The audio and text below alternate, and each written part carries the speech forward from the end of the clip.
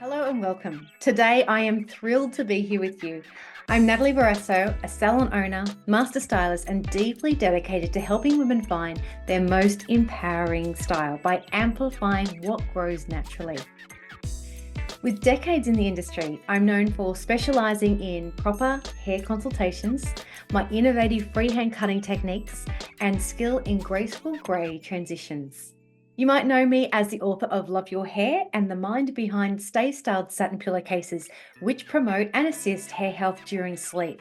Outside the salon, you may not know this, but I am deeply passionate about staying informed on women's health, especially for those 40 and over, through continuous education and chatting with industry professionals like the one I am about to introduce.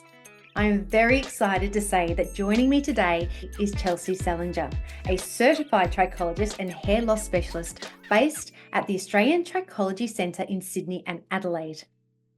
If you're wondering what a trichologist actually does, think of Chelcey as a detective for your hair and scalp. She's an expert in all things hair related, from battling hair loss and alopecia and tackling scalp issues like psoriasis. Beyond her clinic, Chelcey leads the International Association of Trichologists USA, teaching and supervising training globally. With degrees in human movement and health studies, plus a master's in occupational therapy, Chelcey blends health know-how with hair expertise like no other. You might catch her dropping her wisdom in magazines or even as a hair hero in legal cases. Welcome to you, Chelcey. Oh, that was nice. Thanks, Nat. I hope I did my research right. Perfect. That was good. It was good. Well, it's always been a massive interest and goal of mine to speak with a hair trichologist, and I'm super thrilled to have the opportunity to do that with you today, and as well as share this conversation and any insights with others as well. I'm going to jump straight in because I have questions I'm so keen to ask. These are a collection of concerns and interests that are asked and discussed in the salon daily. And I'm sure there are many women and possibly men out there as well who will greatly benefit from what you might share with us today. So without further delay, let's jump straight in and hit it off with, when should someone consider seeing a trichologist for hair loss or thinning concerns, and what are the signs that you would say to look out for? Yeah. Anytime you're experiencing any kind of hair loss that makes you a bit worried, then it's a good time to see a trichologist, or scalp problems that just seem persistent and don't go away. When it comes to hair loss, there are some types that you maybe already suspect are self-correcting.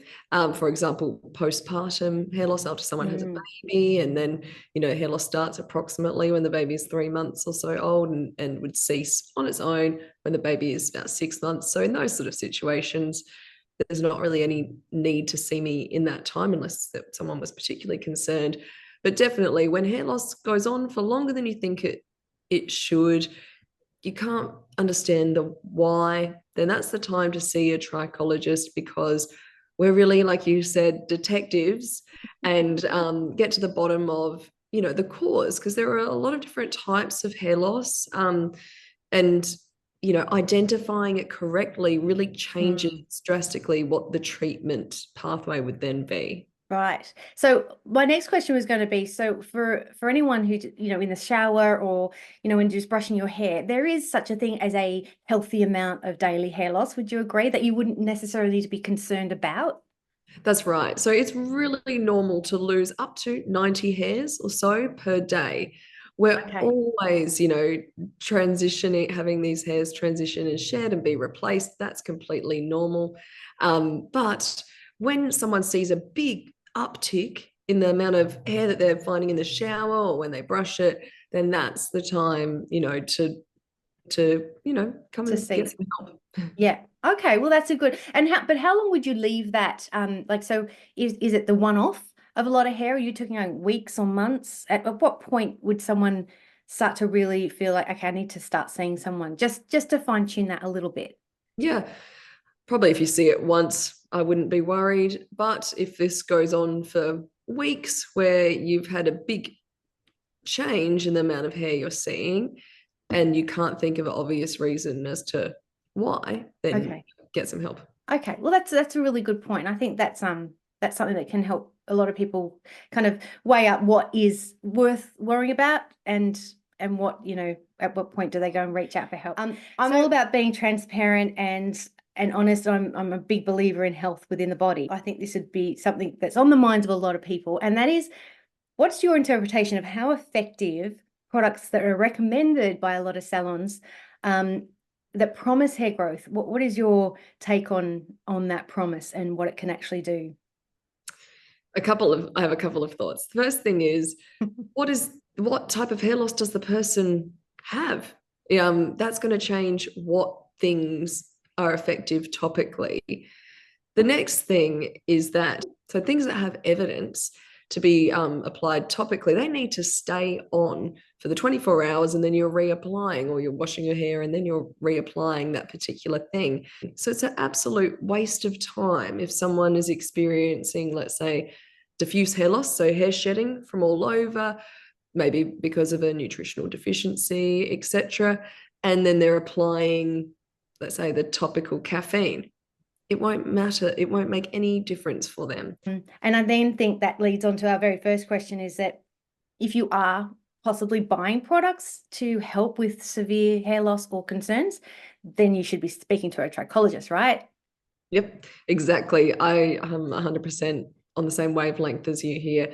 But yeah, if you're at that point where you're concerned enough that you're purchasing something for hair loss, then really you should get diagnosed so you know what type of hair loss are you treating. What are all of the options for that type of hair loss? Because there are many different options for different types of hair loss. Sometimes there's drugs, medications, sometimes there's natural things. So yeah, Yeah. determine what the problem is. So I was going to, and you touched on it just before. I feel like this is going to flow anyway, and we'll probably dabble in each question.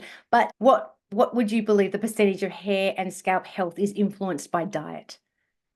Yeah, to put a percentage on it is really tricky, but it would be huge. I mean, our internal health, does relate a lot to our diet. There are other factors too. So it's not solely diet.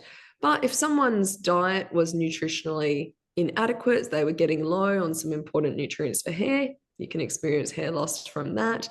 If they're eating things that are pro-inflammatory, refined sugars, etc., then that can lead to what's called perifollicular inflammation around the hair follicles, which also can contribute to hair loss. I feel like that might be a big one. I don't know if you come across the sugar component being a massive influence. There's just something that I feel like is a bit of an alarm bell, but definitely, yeah, and it is linked in studies to genetic thinning. So definitely our consumption of refined sugars very much worsen or contribute to someone developing genetic thinning, interestingly. Okay. So our diet influences our microbiome in our guts, and a lot of our immune system lies in our guts too. So then our diet therefore can influence if we maybe experience autoimmune types of hair loss as well. Right. So yeah, diet, really, really important, making sure it's nutritionally adequate, making sure you are eating, so enough protein, because the hair is really mainly made up of protein, but also a huge variety of fruits and vegetables, because that gives you antioxidants, which helps to reduce inflammation too. Yeah. Yeah. No, I totally am on board with all of that. And then I feel like the other side to diet being quite an influence is, would you agree, stress has also a big influence on different reasons for hair loss and concerns? Yep, stress is a big one too. Being a direct link to someone experiencing hair loss, it's normally quite a severe type of stress. For example, a family member passing away, someone in a car accident or relationship breakup, those sorts of things. So it needs to be pretty significant stress, and then we can experience the hair loss called telogen effluvium, that hair shedding, or even sometimes develop alopecia areata, which is an autoimmune type of hair loss. So yeah, stress is a huge one, but also on a lower level, just that constant low-grade stress that a lot of us experience live with every day our lives It's certainly not great for the hair either, to be Right. honest, because it increases noradrenaline, stress signal from the sympathetic nerves, which are in our skin, which in turn increases the inflammation, that perifollicular inflammation. So it's Wow. also great for the hair growth too. Yeah. So just with and just something I wanted to ask with in and around severe stress where it seems to be the trigger and result or reason for a significant amount of hair loss or potentially leading to alopecia. If that stress becomes a point where even though it peaked at what you would consider a severe high level, if that was to become managed, does that mean that the hair problems can reverse themselves, or is it still something that needs to be managed with intervention? Depends what type of hair loss it was. So if Right. it was like an autoimmune type of hair loss, there are certain scarring types of autoimmune hair loss. Then once the hair follicles are destroyed, there's no returning coming back from that. Right. If it was alopecia areata, the circular patches of hair loss, you can get recovery, and that's often the case that once we, settle down when it comes to stress and the influence of the sympathetic nerves, then the hair loss resolves, the patch begins to fill. And then when it comes to the hair loss, or the most common type of hair loss we see from stress, which is telogen effluvium, shedding from all over. That's it. Normally you'll have the stress event, nothing happens with the hair for around about 3 months.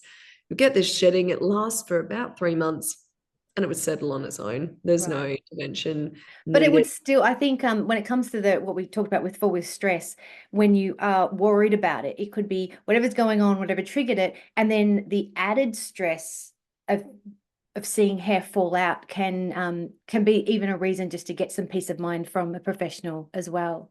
That's it. It can be a vicious cycle. You're Mm, right. And a lot of my job, I think, is in reassurance. right. So explaining to the patient, what's happening, why. Often I will talk to my patients about, being serious about managing their stress and incorporating stress management strategies into their day every day. And sometimes that's, also what it takes is sometimes it's just being told by someone else that this is a contributor. And so I want you to really try to settle that down. Yeah, I love that. It's like giving someone permission to just relax for a minute. And I don't know why we all feel like we need permission, but I think we do sometimes look for someone to say it's okay. So I think that's a really good point. Um, Again, staying in with the health and stress and everything else, and where my, I suppose, real interest comes in is that 40 plus age range, and that's generally where perimenopause also starts to kick in.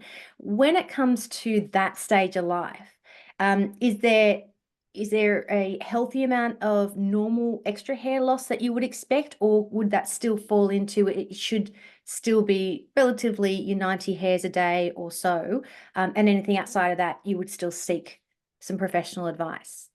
Correct. It's the same. Okay.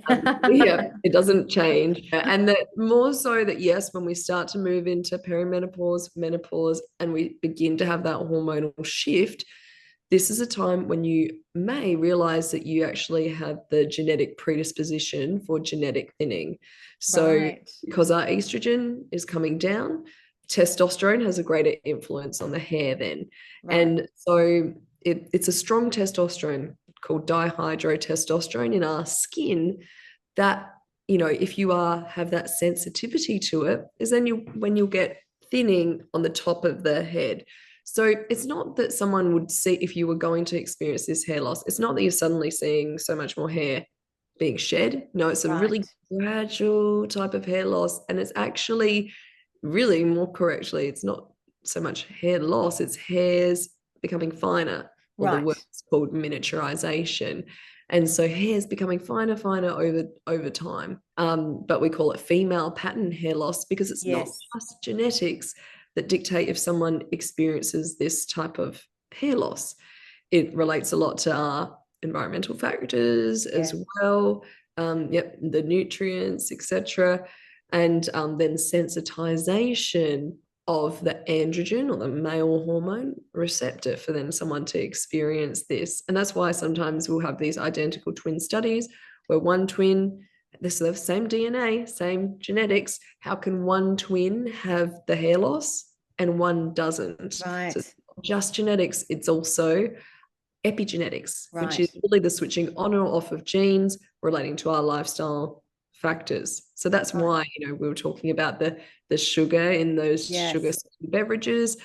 Yeah, that's a epigenetic factor, Which is the that, lifestyle, right? yep, How, yep. yeah. Okay. Everything you already think of as being, healthy, that's what the twin that had the full head of hair was doing. So, Right. they were sleeping well, no drugs, minimal alcohol. They were eating a healthy diet rich in all of our important nutrients, low stress, exercising, all of these things, not smoking, Yep. all of these things that, everyone knows this. Hmm. But sometimes people don't know that it actually can relate to you experiencing hair loss or not. And we want to shift as many things as we can in your favor. Okay, so then the other question I was going to ask, and still on the topic of health and what we've all been facing since, no surprises, 2020, is how would you say that the risk of contacting or contracting COVID or any kind of viral or flu symptoms can also trigger any kind of hair loss or have an influence on that? Yeah, there have been studies since COVID that showed that, yeah, with COVID, you are more likely to experience telogen effluvium, that diffuse shedding type of hair loss post-COVID. I Right. actually myself had that experience. The Okay. onset can be a little bit faster than 3 months, but Right. any time from having the COVID, yeah, up to about 3 months after is when the hair loss can commence. Shedding goes on for about 3 months and it will self-resolve. Right. There's also been studies that COVID was connected with alopecia areata, the circular patches of As a autoimmune hair trigger, loss. you mean? Like as Yeah, a, yeah, right. yeah. Non-scarring hair loss. But yes, so it it is connected Definitely to those still. types. Right. But the good news is with that shedding type of hair loss from all over, that it will settle down on its own. But it normally goes on for about 3 months. Hairs will be replaced. And I guess when I'm seeing a patient experiencing this, again, go through the time frames. And it's really me reassuring them that, oh, right, this is when you had COVID, hair loss started here. Right. So I'm only expecting, you've had it been shedding for 2 months now. So really, hold on, probably got another month or so to go. And really, you'll start to see things getting better after that. And slowly and surely things will thicken up. Yeah. And controlling that stress and just giving Yeah. permission to just Yeah. wait it out. It's all good. And from all the questions I asked, did you think that was there anything you thought that I should have added or asked differently? That was all good. I mean, the only thing that I sometimes like to talk about, but it just depends if you like, because I like to raise awareness of it. I like to sometimes talk about frontal fibrosing alopecia because it's something that occurs mostly in women and kind of post-menopausal. Because I want people to look out for it. 'Cause the sooner you act on it, the better, because it's scarring type of hair loss, often eyebrows first, and then you get the frontal hairline loss. Right. I Um, didn't know that. and so sometimes I like to try to mention it regularly just so people, notice or realize that this is happening because it is scarring. Right. Um, And the but I scarring's know bad because that means that you're likely not to get that hair back, right? you never get it back. Yeah. Right. Lost the hair follicle, hair can never return this. That's why identifying that one early is Early. really important. Right. So yeah, that's the only thing that would be nice for people to, Yeah. And you know what? If people were to reach out to you and they're not in Sydney or Adelaide, do yeah, you do consultation. consultations on Zoom Um, or do you prefer you need to kind of see the scalp? Yeah, I need to see it really. It would have to be like a really, uh, like circumstance where they definitely couldn't get anywhere. Like, first of all, if they contacted me, let's say they were in Melbourne, I'd say, oh, listen, go on to the International Association of Trichologists website, the registration, and Mhm. locate a trichologist and see who's a registered trichologist close to you. Okay. Because, there are people, I mean, there's not many of us, I think, If anyway. you've got a few minutes, can I ask you why would someone see a trichologist and not a dermatologist? Yeah, there are a few big differences between a trichologist and a dermatologist.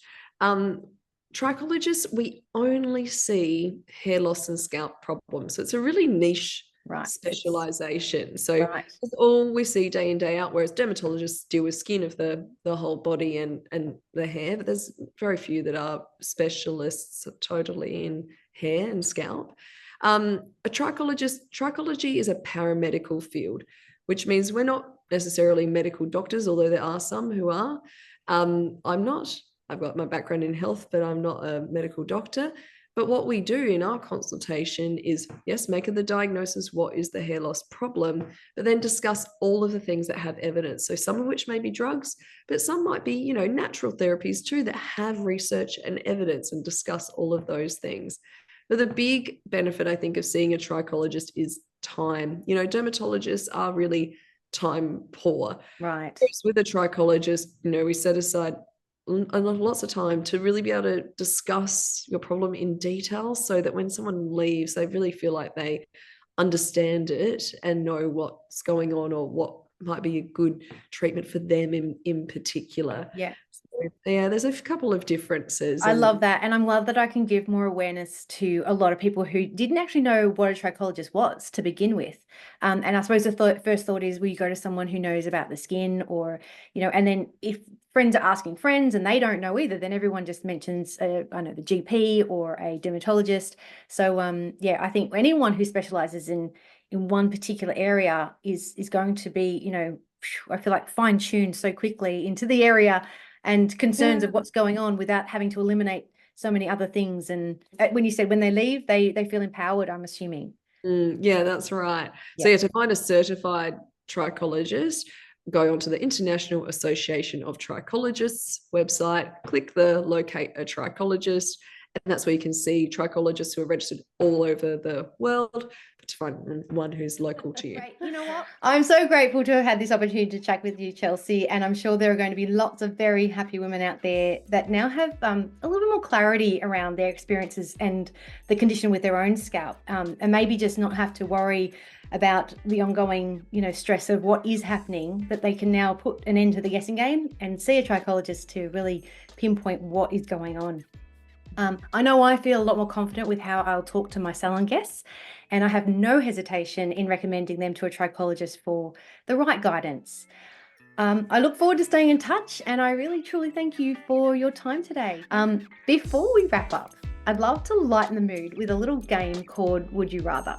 Are you willing to play along? Oh, I'm excited. Let's do it. Okay, it's actually quite fun. All right, so if you haven't heard of it before, you basically are choosing one or the other. So Okay. as though you only had those two choices, so you don't have to overthink it.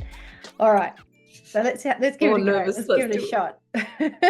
All right, Chelcey, would you rather a cup of tea or coffee? Oh, tea. This is easy. Oh, okay. I like to start it off easy. All right, would you rather educating others about trichology or being in your clinic seeing patients? Oh, so now you've got tricky with me. You have to just choose one or the other. If you Okay. had to choose. I'm going to say educating others, because I think it has a bigger impact then. So then my impact is, global rather than just in my clinic. So yeah. Yeah, I like that. I like that. Would you rather a day at Luna Park or the Royal Botanic Gardens? Botanic Gardens. Would you prefer a great haircut or a fresh color if you had to choose one? Haircut, I think. Yep. I love it. It's like my thing. If you had to choose, would you rather study the changes in women's hair and scalp or men's? Women's. Okay. Yeah. Sorry, you probably don't want my reasoning. No, that's fine. You don't have to give a reason. Oh, I was actually I actually wasn't sure. My initial thought was that you might be stumped on that one, but I think I love that you said women's. I think sometimes it's more complicated.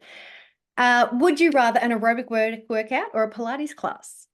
Aerobic workout. Okay. There's more benefits for the hair. Oh, okay. Elaborate a little bit. Yep. Cardiovascular exercise has Right. been shown to reduce inflammation in the body, and some of the inflammatory pathways. So that's why. It's almost like a drainage system. Everything gets flushed through. Yeah, although you might have an initial spike in inflammation from the exercise itself, but overall it reduces inflammation, and inflammation relates to a lot of our different Oh, I types of love that. So I'm glad I asked that question. Next one I have, would you rather a head massage or a facial? Oh, head massage. Oh, good. Nice. Lastly, Sydney or Adelaide? Oh, depends what for. But Sydney, I love that city. I love my clinic there for the variety of cases that I have to be diplomatic, I love both. I love both cities. Well, But it's yeah, fair to say you're in Adelaide right now, so you obviously keep going back because it's a great city and it works for what you're doing. So you yeah. can say both. How about we say both? I'm so grateful to have had this opportunity to chat with you, Chelsea. Thank you again. Thanks, Nat. Loved being with you. Yeah, it's awesome.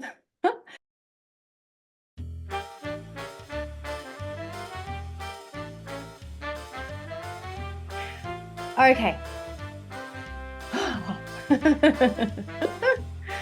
Okay. Oh my God.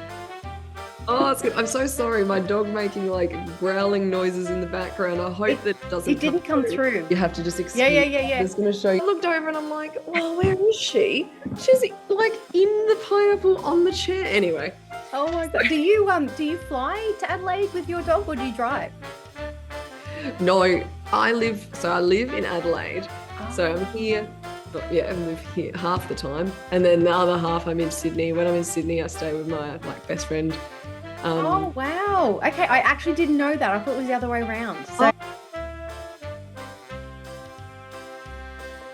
have you heard about the fact that we all kind of seem to have a double, someone else who looks like us in the world? Well, yes. Yes, I have. I've found yours. Oh. It was random, or it was someone I've been following, but after I met you, I'm like, oh my God, I've seen your face before.